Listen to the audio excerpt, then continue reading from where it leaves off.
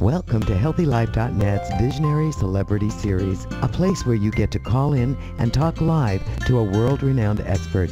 Today's show is Mind Health Matters with Dr. Bernie Siegel, a world-renowned expert on mind, body medicine, and patient empowerment. So let's welcome Dr. Bernie Siegel. Thank you. I hope you are welcoming me into your lives. Today we have a topic, when I reflect back, go back 30 or 40 years, I mean, this was something people were so very skeptical about and questioning, and even patients of mine, until they knew I wasn't a normal doctor, wouldn't tell me some of the out-of-body and near-death experiences that they had. But once they realized I wasn't normal, they would start telling me things, and their families would think I was nuts because I was agreeing with them. But what's interesting, I have to reflect back on my life. And yes, we do have a guest today. I hope we have time for her when I stop talking.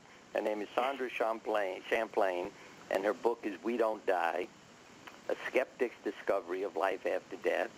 And also we have Debbie Beauvais, who's, as she calls herself, my sidekick to help keep me balanced and focused. But let me say that at age 4, and I won't go into all the details, I almost choked to death on a toy I had taken apart and put all the pieces in my mouth. Some carpenters who were in our house who had nails in their mouth when taking them out. And I had an out-of-body near-death experience. It never occurred to me at age 4 how I'm thinking, I'm watching myself die. I know I chose death, as do most children, because it's a hell of a lot more interesting out of your body than in it. And was quite angry and yelling, who did that when I didn't die? I'm laughing because, that experience is so real in my mind still. But, it never occurred to me to talk about it to my parents or anything else, because as a 4-year-old, I assumed, okay, that happens, that it's normal. So it wasn't anything for me to discuss. Recently, I guess last year, a 4-year-old who almost died during an appendectomy did tell his parents about who he met and what he saw. And the father thought he was nuts, except when the child is telling truths that he can't possibly know as a 4-year-old about, previous experiences in the family's life. Then the father wrote a book, Heaven is for Real. And so let me take a step back now, Sandra. We don't die. And by the way, I wrote the foreword because I certainly agree that we don't die. And one of the first sentences, though, I will say first, is I would like to say I agree with Sandra when she says we don't die, but I think it's important to define what the we is that doesn't die. And whether we call ourselves soul, spirit, and body, or mind, body, and spirit, yes, the body dies, but I call it the consciousness. You can call it your soul. Your spirit doesn't. That's pretty darn obvious now, and more books written about it. So what made you a skeptic, and what was your discovery that opened your mind and to put this book together? Well, first of all, thanks for having me here on your show. And I want to first and foremost tell you and your listeners how much you mean to me in my life. Can I do? Sure. Okay. My dear dad was diagnosed with cancer 30 years ago and was given 3 months to live. And my dad found Dr. Bernie Siegel. And my dad spent, I don't even know how often he came to see you, Bernie, but all I know is Dad's cancer miraculously disappeared. His giant potato-sized tumor near his pelvic bone, gone. And Dad got to enjoy 30 years of life. And I tell this story being funny, but it's also the truth. My dad was very Christian. He went to Catholic Mass every day of his life. So we heard about Jesus all the time. But the name that he mentioned even more in those 30 years was Bernie Siegel. So I'm getting choked up now because what you made available for my dad's life, Bernie, was just the impossible becoming possible. Yes, life, that's right. Yeah, life not being what we think it is. You gave Dad access to dreams he never knew he had. He rode his bicycle 5 times across the United States. He got healthy. He made his life about giving and making a difference. Yeah. He made sure every person he came in touch with left happier because that's the kind of conversations that they had. And it all came from you. Well, I call myself, the life coach, but your dad showed up for practice, if you know what I mean. Yeah, but you're a darn good one. Yeah, he didn't see God punishing him or, giving him a disease, and there are so many factors involved in it, but I use the word potential. Your dad was not afraid to reach out and see what, his potential was, that he was not going to be a failure if he didn't live 30 more years, if he only lived 2 more years. And I think that's the part. So that's why I keep trying. We just never know. We don't. But on behalf of your listeners, your followers, the people you'll never meet, just a huge thank you for the gift. Because not only did my dad get to live those 30 years, but the person that I became because I had my dad in my life, the independence, the powerful woman that I became, the person that lived in the moment and that lives in the moment, that loves life, that loves people, always looking to make a difference. I got that because I got to see that from my dad. And so Dad is kind of my invisible co-writer because even though he passed a few years ago, there's, when it came time to write this book, and I will answer your question, I promise. But well, I will also say that your dad is still around. Yes. His body isn't, but his consciousness is.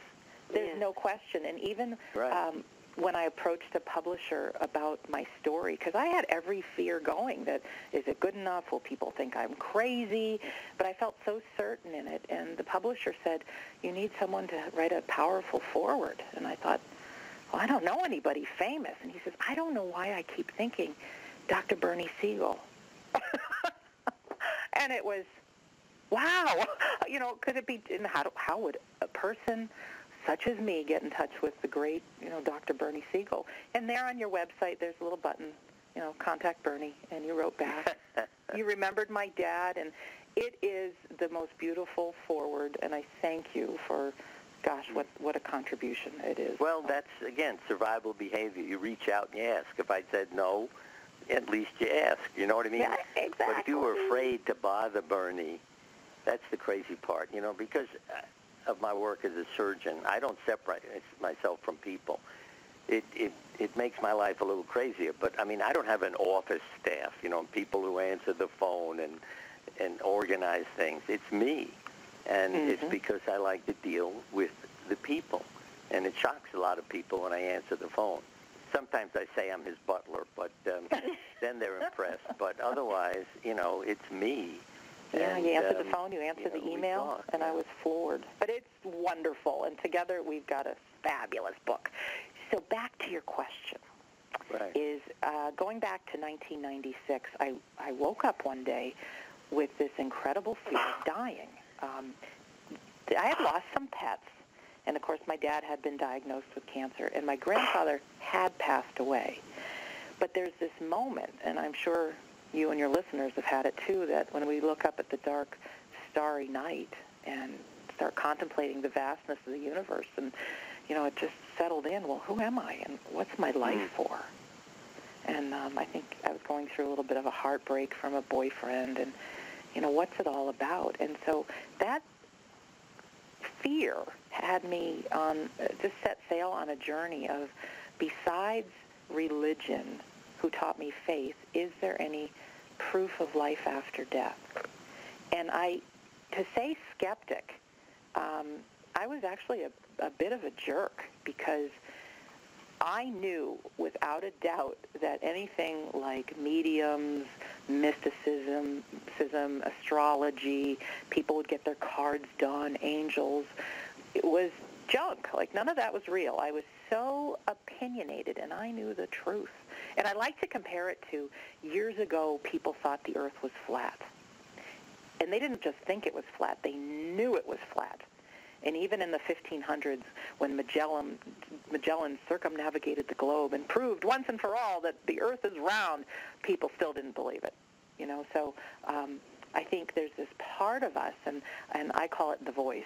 A lot of people call it the inner critic, that convinces us that, you know, our truths are the truth, and they may not be. So I was a skeptic without believing that, like I said, any mysticism wasn't real. In fact, I'd go to a bookstore and I'd see that spiritual or New Age section, and I would just laugh. These people need to get a life. However, what ended up happening to me is that I went for entertainment to see a medium do a stage show. And, you know, I knew none of it was real, but my girlfriend wanted to go, and I'm always up for a good time. Well, the medium, her name is Doreen Virtue, Dr. Doreen Virtue, would tell people in the audience who their deceased loved ones were. But she did it so specifically, like your grandmother taught you how to knit, and you used to love her homemade tomato soup, and the people in the audience would just start crying because she was so accurate. So I immediately was trying to figure out, okay, these people are plants in the audience. You know, somebody's going to try to hit us up for selling, you know, buying a book or, you know, doing a seminar or something. Right. And Bernie, none of that happened. So when I got home from that trip, or that seminar, I did a little research on this Dr. Doreen Virtue, and she offered a 3-day course in mediumship, which said at the end of the 3 days, you will accurately be able to tell the deceased people around others. So my inner critic, the voice, was saying, there's no way that's possible. Now the flip side is, the Sandra that's so afraid of dying thought, well, maybe there's a possibility, maybe there is something to this. So can I tell the story of what happened when I took her course? Yeah. I, very secretly now, because I want people to like me, so I never wanted to tell anybody I was involved in studying life after death. Right. So very secretly, I flew to Laguna Beach, California, and there were 20 of us in this class. And everyone seemed to be wearing the long angel gowns, and, you know, I had a pair of capris on and a polo shirt, so I didn't feel like I fit in this New Age group. However, she said, we're not going to do a medium reading now, but I just want to show you how it's done. So she says, everybody grab a partner. Okay? Grab a what? A partner. Another person. Partner, okay. Partner, yep. And she said, we're just going to play make-believe that we're mediums doing a medium reading. She says, hold hands, sit knee to knee. Imagine that your hearts are connecting with this invisible light of energy.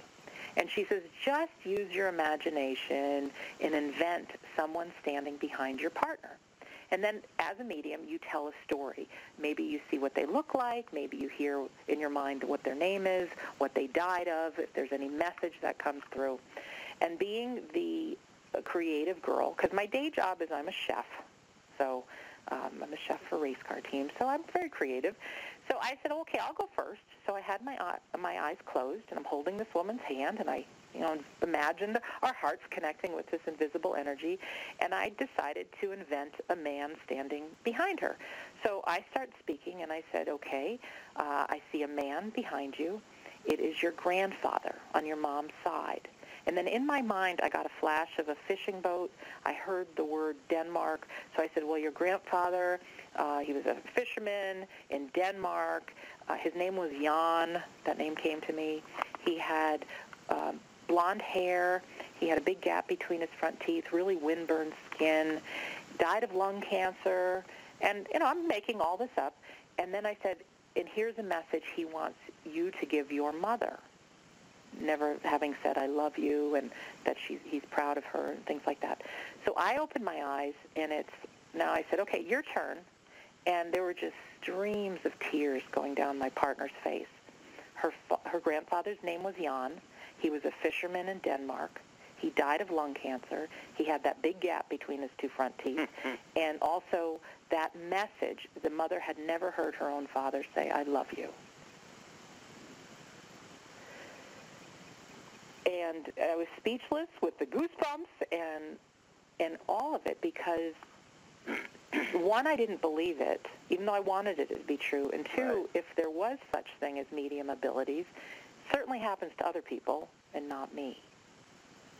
So it opened the door in my mind to life after death. There might be something to this. And over the course of the weekend, I was right maybe 30 to 40% of the time. And the other time, it really was just my imagination. But that told me something, that I think we all have the gift of being able to connect. The common denominator is, we have to quiet the mind. And they do appear very much like our imagination. I think people that are trained in mediumship and practice it, just like someone who is a great pianist, it takes practice, practice, practice. And the key, something, I think you said quiet the mind, that my friend Amelia Kincaid, who has written books also, is an animal intuitive. You see, just as you had that negative feeling, I thought, lady, you're nuts, because I met her at a meeting to help animals, and ASPCA meeting.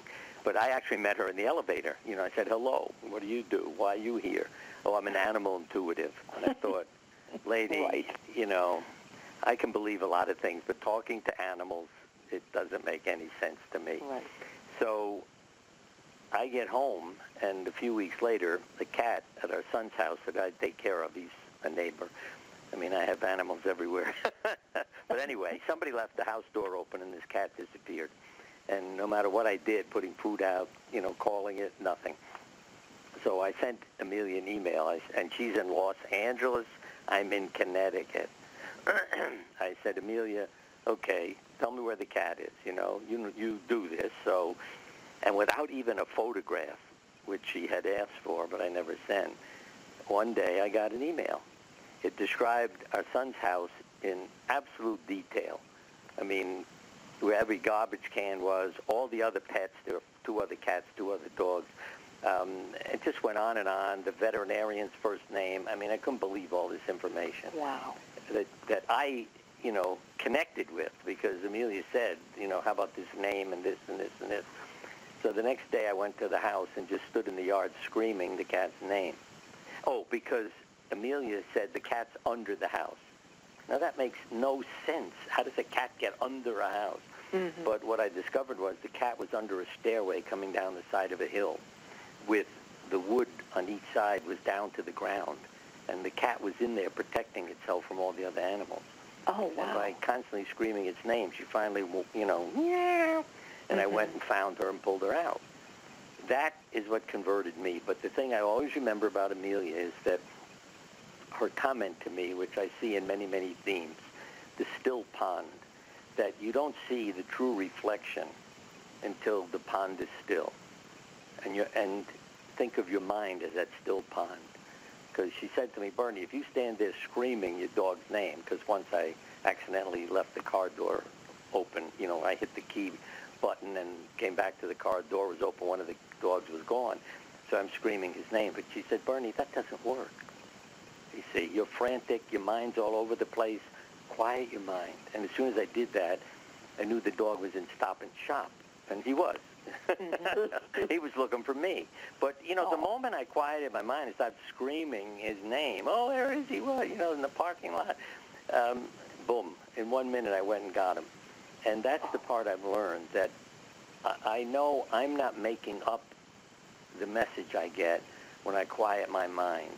In other words, whether it's an animal or somebody who's died or whatever. And one more little convinced me before the break was I had a patient who was a mystic. I didn't know that. But one day she came in the office and said, Bernie, now that we know you're not a normal doctor, at the last meeting we asked for a message for you. And she said, from Frank, if I'd known it was this easy, I'd have bought the package a long time ago and never resisted so much. And Frank was a doctor who was in our support group. And when I called his wife, she almost fainted. She said, "Oh, my God." I said, "What?" Every time we'd leave the meeting, Frank would say, "I can't buy the package." And that same mystic said to me, "You're going to write books." And I told her, "You're nuts. The only C I got in college was in creative writing." I now have my 13th book out. Right. And those are the things that you can't deny. And I say again to people, keep your mind open. You don't have to explain things to believe them. Live by your experience, which is just what happened to you, Sandra. All right, we'll take a break, and then we'll be back for some more of your stories.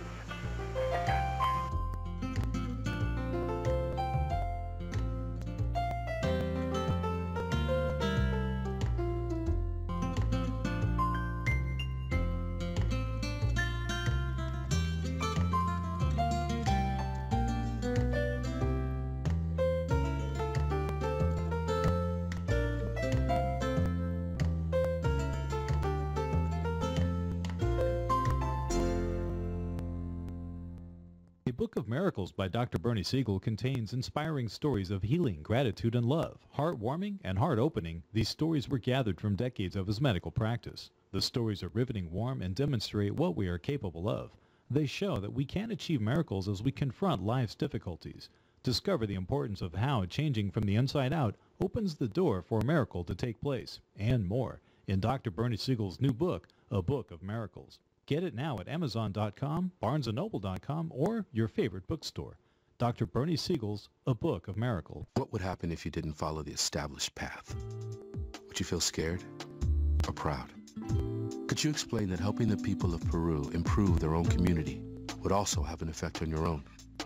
Would you rather make your own way or spend a lifetime saying, what if? Life is calling. How far will you go? Peace Corps. To find out more, call 1-800-424-8580 or go to peacecorps.gov. Before you go to bed in the middle of the night when you can't sleep, or in the morning fresh from dreams, Dr. Bernie Siegel is up ahead of you. The light is on at his writing desk. Maybe, amazingly, he's been mulling over the very same thing you've been thinking about. Introducing Words and Swords, the new series of journaling journeys with poetic thoughts by Bernie Siegel, MD. Each of Bernie's poems is paired with space for you to express your feelings and thoughts, providing you with the opportunity for healing and growth, and to laugh a little with Dr. Bernie Siegel. Order Words and Swords now at 800-723-0336. That's 800-723-0336. Love, Magic, and Mud Pies is a brand new book by Bernie Siegel, MD. It helps you raise your kids to feel loved, be kind, and make a difference. Bernie, a husband of over 50 years, father of 5 children, and grandparent of 8, shares the gems of wisdom he has gathered from his practice and his own family life. Using his caring, comforting, down-to-earth style, Bernie's book answers parenting questions and gives you a wealth of quotes, anecdotes, and parenting tips, delivered with just the right dose of compassion, inspiration, and gentle humor. Love, Magic, and Mud Pies, an insightful, supportive, must-have guide on every aspect of parenting. Love, Magic, and Mud Pies by Bernie Siegel, MD is available on Amazon.com and fine bookstores everywhere. Order it today. And don't forget to hear Bernie Siegel's show, Mind, Health Matters, right here on HealthyLife.net.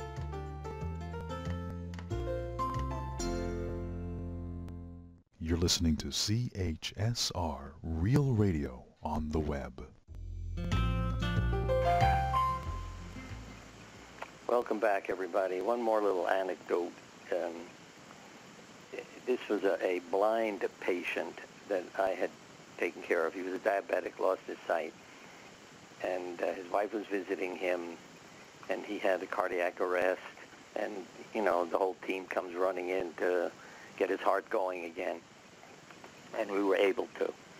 And he said, after the crowd got out of the room and I was there with him and his wife, he said, "You know, I was out of my body while you were doing this." And his wife said, "I can't believe that. That's crazy. Don't start talking like that." And he said, "Honey, you're wearing a green dress. They told you to get out of the way, and you sat over in the corner in a chair while they were working on me, and tell the doctor who was resuscitating me that his pen fell out of his pocket and it's under the bed." And of course, when we looked, there was the guy's pen. And, you know, then the wife, like, oops, and quiets down. And because there's a book called Mindsight, as a matter of fact, where Ken Ring wrote it, where he wrote about people, all of whom were born blind and had a near-death experience. And, of course, they all saw when they left their bodies.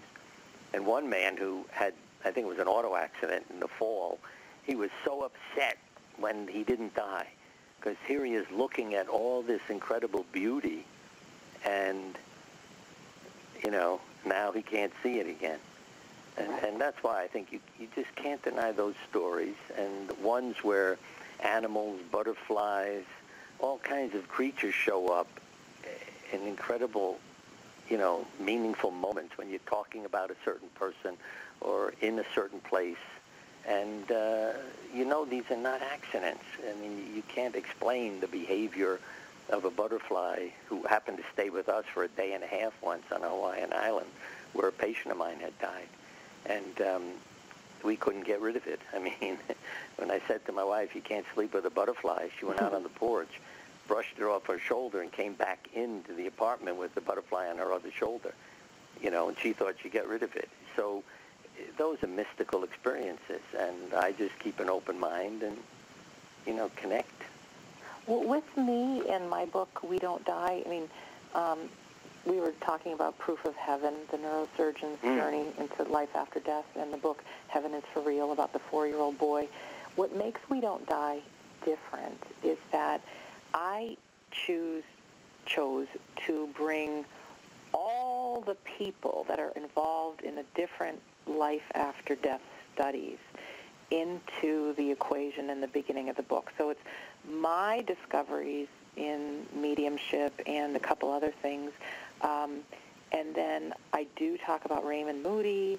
I talk about Ken Ring. I do bring in, I don't know if you know Alan Botkin, the psychologist who worked with the VA hospital.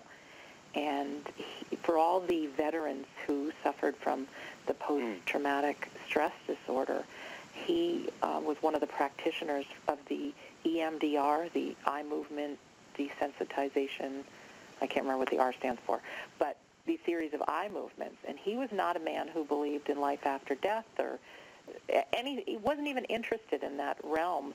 But after giving one of his subjects, his patients, a little bit too much on the left-right eye movements to try to ease their pain from their painful memories of the war, the first patient ended up articulating who Dr. Botkin's deceased relatives were in great detail. So it kind of brought him to that place that he could effectively tell.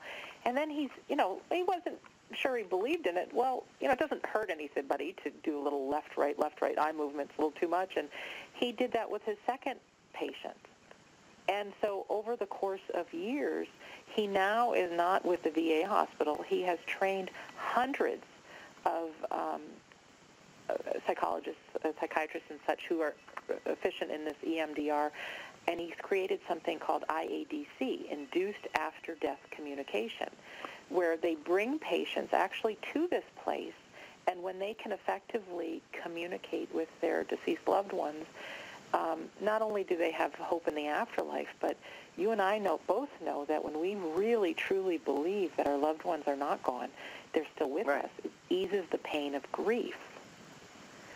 So anybody who's out there that's on the cutting edge of life after death that most of us don't know about, I decided to include them right in the very beginning of the book, because it's not just believe me in my adventure. You can not only get a little taste of what other people are, but here are all the links to do your own research. Very easy for us to have a closed mind and say it's not possible, but to have a life worth living, I think, we need to not just believe what we're taught, but start looking for the answers ourselves.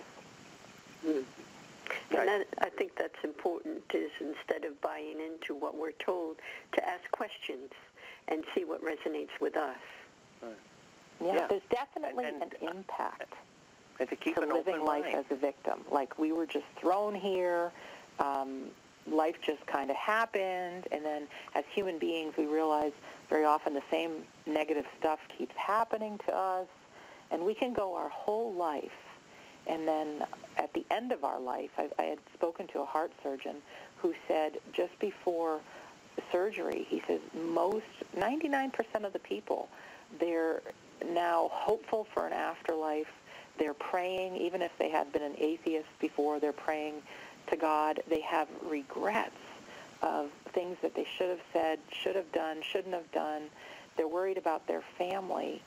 And so what would it be like? And that's one of the reasons I wrote We Don't Die as well, is not just the life after death, but to teach people about grief, and then really important is to have people, even though you don't have a near-death experience yourself, but to feel that you're responsible for your life.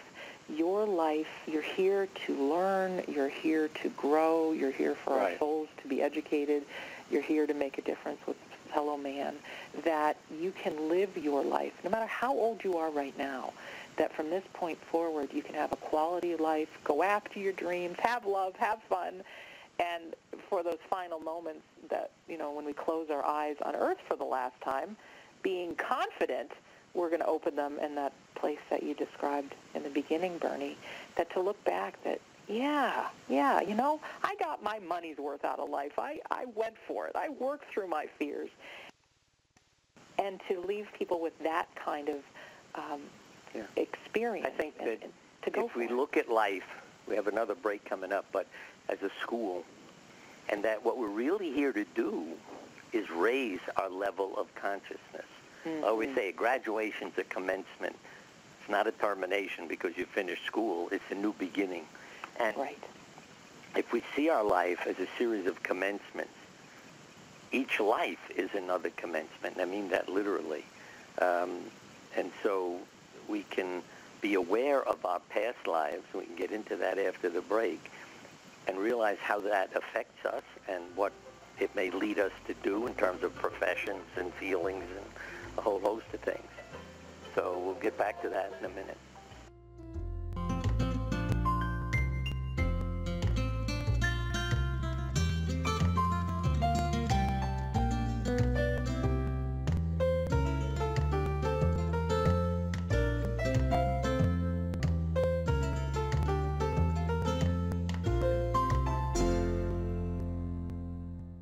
Before you go to bed in the middle of the night when you can't sleep, or in the morning fresh from dreams, Dr. Bernie Siegel is up ahead of you. The light is on at his writing desk. Maybe, amazingly, he's been mulling over the very same thing you've been thinking about. Introducing Words and Swords, the new series of journaling journeys with poetic thoughts by Bernie Siegel. Each of Bernie's poems is paired with space for you to express your feelings and thoughts, providing you with the opportunity for healing and growth, and to laugh a little with Dr. Bernie Siegel. Order Words and Swords now at 800-723-0336. That's 800-723-0336.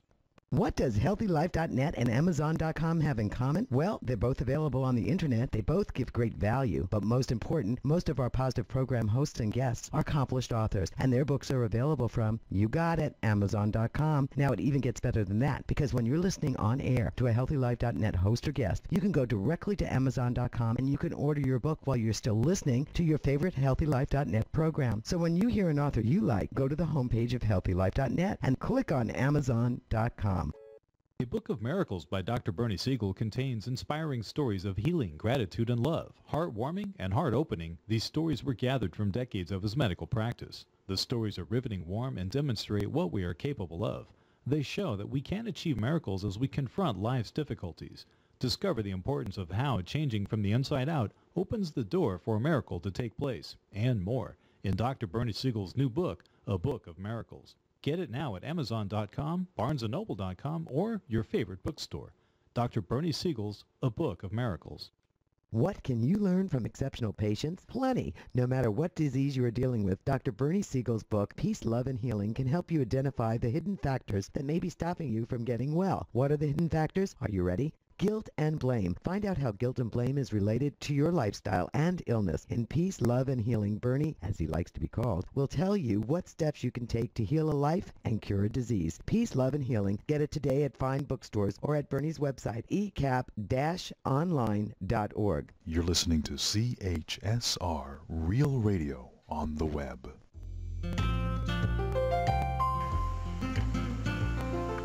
Welcome back, everybody. So many more anecdotes keep popping into my head when we take our breaks. And I think, again, that's the important part, whether it's within families or anywhere else, that I always say I embarrassed our children regularly by my behavior, my beliefs, all these things. But it gave them freedom. I mean, I'm laughing because they ultimately became thankful for not having a normal father, because I was blamed for their behavior and they didn't get punished at school or anywhere else because, who his father is what they hear people say. But I think it's when a parent can open their children's minds, then the children have a different opportunity and a different experience of life. Because I used to say, what mottos do you live by? And people began to say, you didn't ask me what mottos I'm dying by. So when you write a book like We Don't Die, and you can open people's minds, you give them a different life. And let me add that my beliefs relate to experience. I'm on the telephone one day several years ago with a friend, telling her how busy I am. She asked me, what's your schedule? And she said, why are you living this life? Now, her intention was to get me to slow down. But when she was done with that question, why are you living this life, I went into a trance. And I won't tell you the whole story, but the thing I said to her was, oh my God, I think I'm a surgeon because I saw myself standing with a sword in my hand, killing.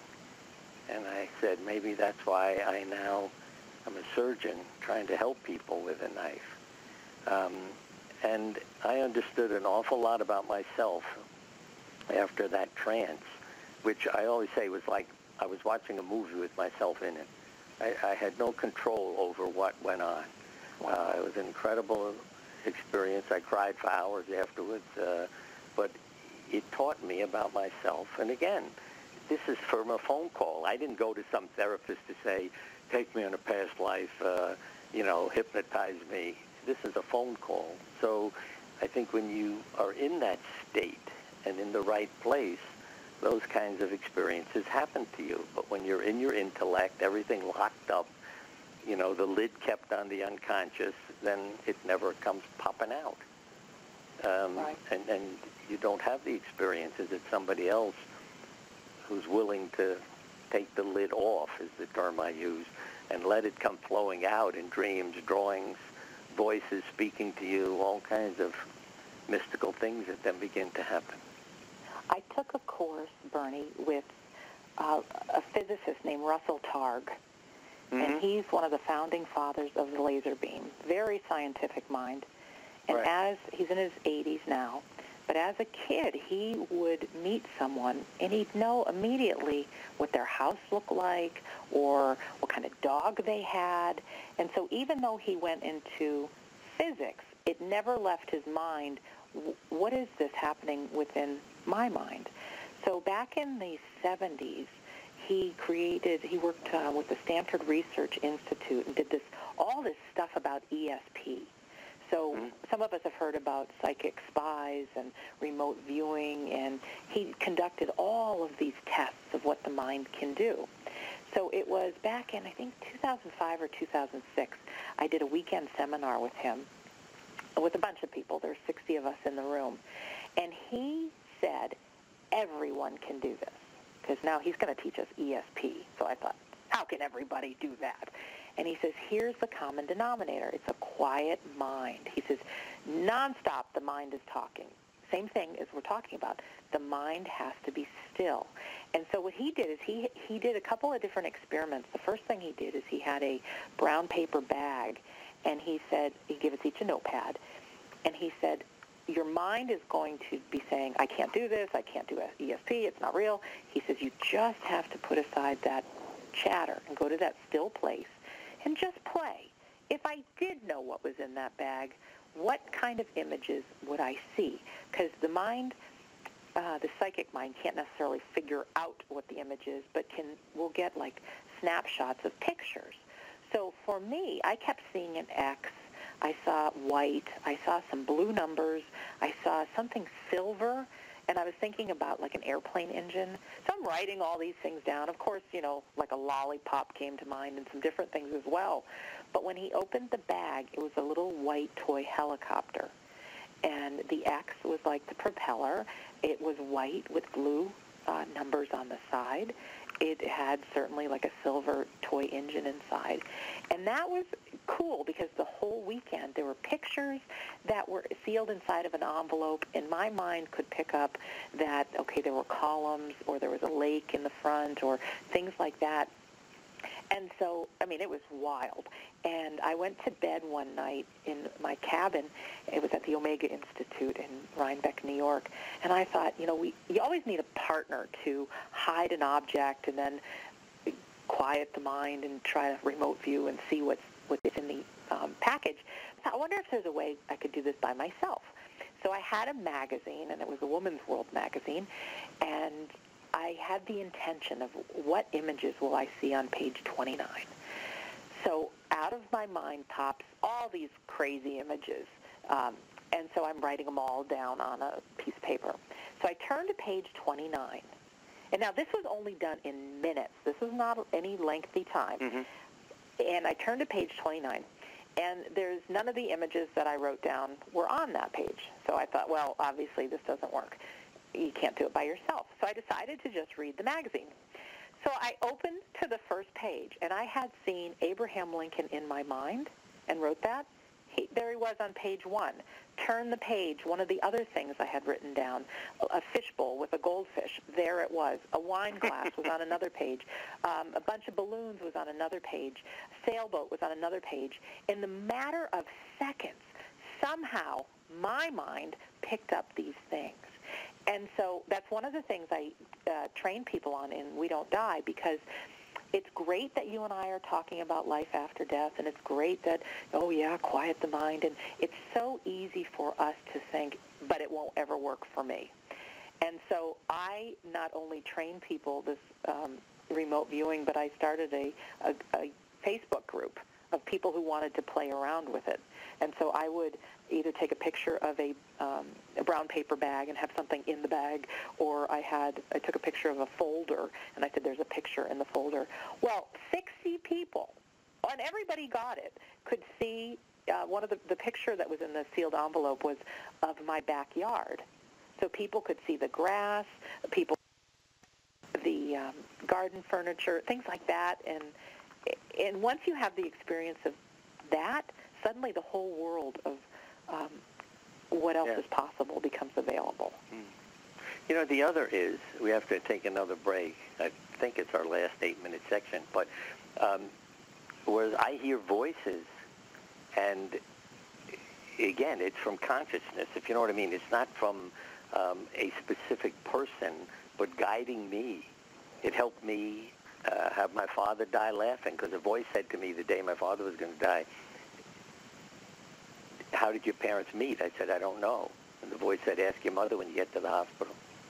So I walk in the hospital room. I said, how did you two meet? And it was interesting to me. It just came out of my mouth, not any compassionate statement or let me give you a hug, Mom. How did you two meet? And her answer was, your father lost a coin toss and had to take me out. She told more stories. He died laughing because of that. So when we come back, we'll get into more of these things.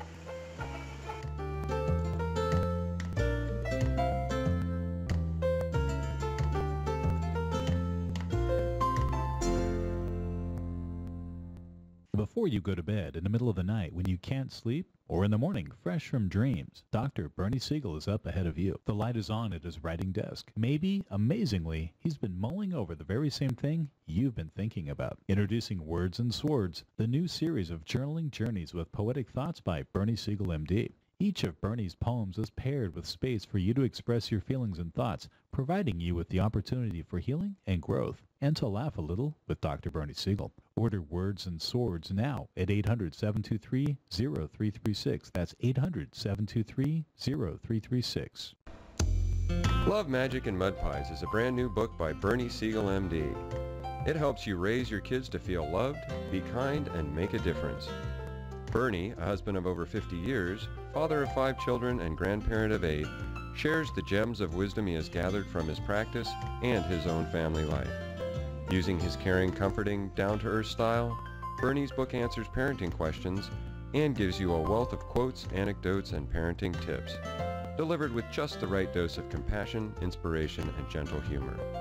Love, Magic, and Mud Pies, an insightful, supportive, must-have guide on every aspect of parenting. Love, Magic, and Mud Pies by Bernie Siegel, MD, is available on Amazon.com and fine bookstores everywhere. Order it today. And don't forget to hear Bernie Siegel's show, Mind, Health Matters, right here on HealthyLife.net.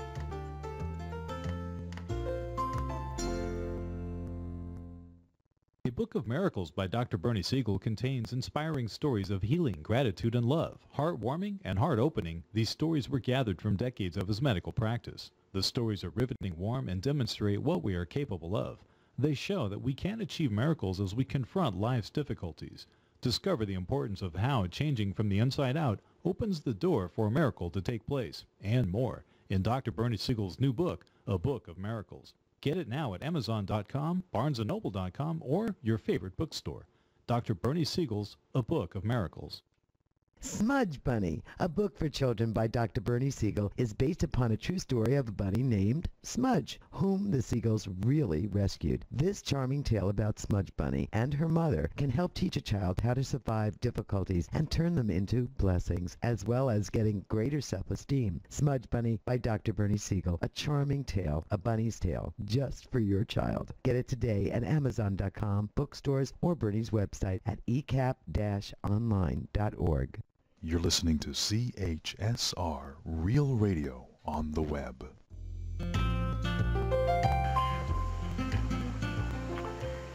Welcome back.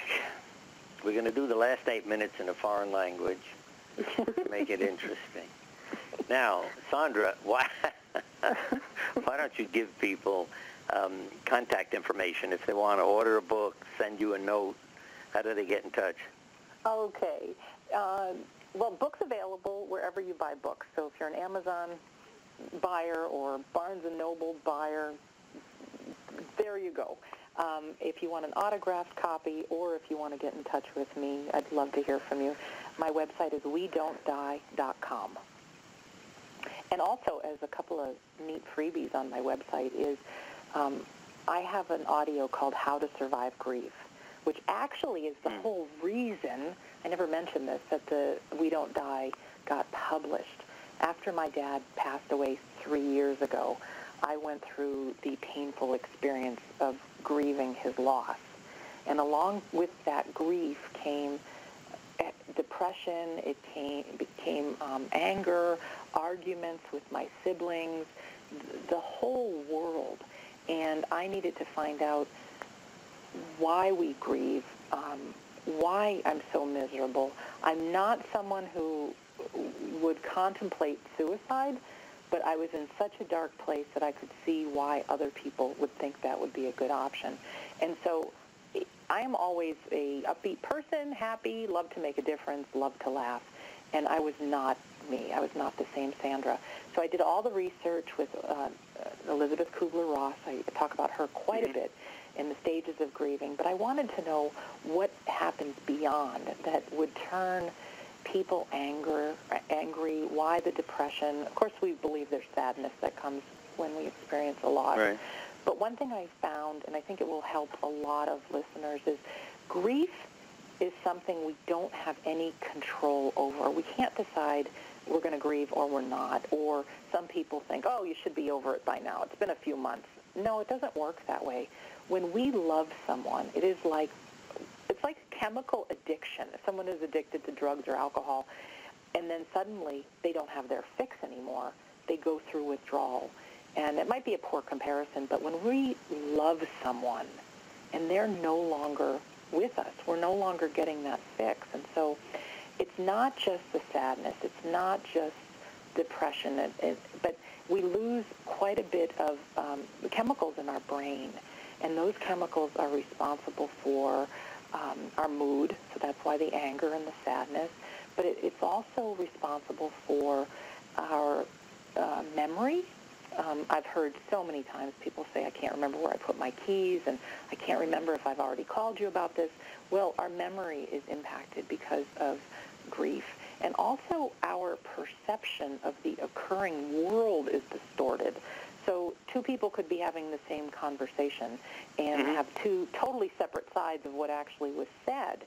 And Bernie, when I realized that we had tons of miscommunications and arguments in my own family. Good, loving people, just like myself, and I couldn't understand. I thought they were lying to me. But it's not that. It's the grieving brain just couldn't understand it. We weren't speaking from the same view.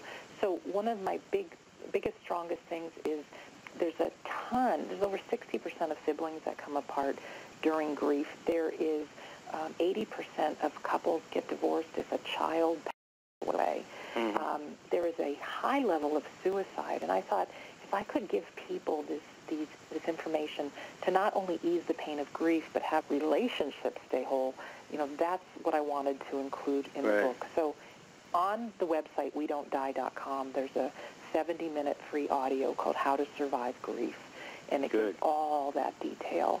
And let me add something else, because years ago I was at a weekend retreat kind of thing with all the famous gurus. You were all presenters, and at lunch they were all talking about when they were suicidal. And my thought was, how the hell do you get on a stage and preach? You were suicidal. And when it came to turn, as we were going around the table, everybody was talking. I said, I've never been suicidal. And they all said, we know, you're not normal. But, in my reading later, I came across, who said it, but the quote, he said that when you are facing suicide, but then turn and choose life, that's when you're making an enormous and powerful decision. And I realized that's what these guys were trying to tell me, that they were all suicidal, but they had chosen life. And that's why they were on the stage talking to people about choosing life. They weren't hiding anything. They had made that decision. And the same thing with the grief. I mean, I went through it also. My father died. And I was in black. And I was going to wear black the rest of my life to remind me that I'm going to die, and therefore to have a nice day. And I realized that is pretty damn sick. One day I'm thinking, every day you're wearing black to remind you to have a nice day. And ultimately the message of my book, Buddy's Candle, was that if I'm in heaven and my father's there and all the fathers have this beautiful bright candle and his is not, it's out. And I say, Dad, I'm going to light your candle. And he says, son, they do, but your tears keep putting it out. Wow. I mean, that helped me to know that he wants me to live life. So my screen, saver is my mother and father looking at me. And I painted a portrait of them many years ago that's in our front hallway. So they're in my life all the time now. And one more mystical thing. That patient of mine who was a mystic, who doesn't know my parents, doesn't live near them at all, would call me. And my father died first, and then my mother died a year or two later. And Monica calls and says, Bernie, your folks are together again. And they're very proud of you. And they're being shown around by a lady who likes cigarettes and chocolate. And oh, yeah, it's Elizabeth Kubler-Ross. She's showing your parents around. Wow. Now, Monica doesn't know my parents, doesn't know I had a very close relationship with Elizabeth. I mean, matter of fact, drawing a picture for Elizabeth, you talk about mystical things, this outdoor scene from a meditation, and she had questions about my life that I said, where does that come from? Oh, in your picture. Certain symbols. And that's why I went back to the hospital with crayons and drawings and got into the whole world with my patients, because it was not something that is ever taught to a doctor in medical school.